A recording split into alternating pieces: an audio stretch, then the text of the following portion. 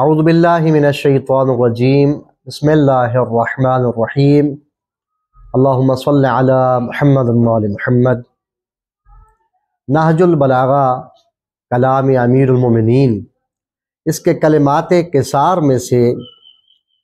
9 number کا جو کلمہ ہے اس میں مولا امیر المومنین علی ابن ابی طالب علیہ السلام کا ایک خوبصورت ترین کلمات قصار کا حصہ ہے کہ فرماتے ہیں وقال علیہ السلام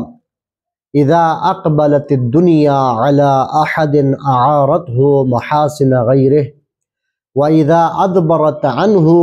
سلبته محاسن نفسہ، کہ دنیا جب کسی کی جانب متوجہ ہوتی ہے، لوگ دنیا والے جب کسی کی جانب متوجہ ہوتے ہیں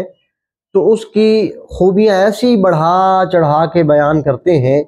کہ لوگوں کی خوبیاں بھی اس کے اندر ڈال دیتے ہیں، یعنی جو اچھائیاں اس بندے میں نہیں ہوتی وہ بھی اس میں ڈال دیتے ہیں۔ وَإِذَا أَدْبَرَتْ عَنْهُ، اور دنیا جب اس سے رخ پھیرتی ہے، پیٹھ پھیرتی ہے،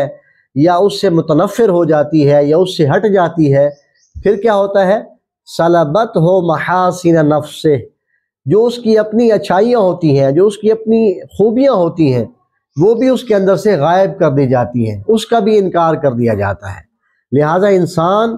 لوگوں پر یا دنیا پر بھروسہ نہ کرے، بھروسہ کرے تو ذات الہی پر، اور اپنے صحیح عمل کو جاری رکھے، دنیا والوں کی پرواہ نہ کرے۔ اللہ کریم ہمیں عمل کی توفیق عطا فرمائے۔ اللہم صلی علی محمد وآل محمد۔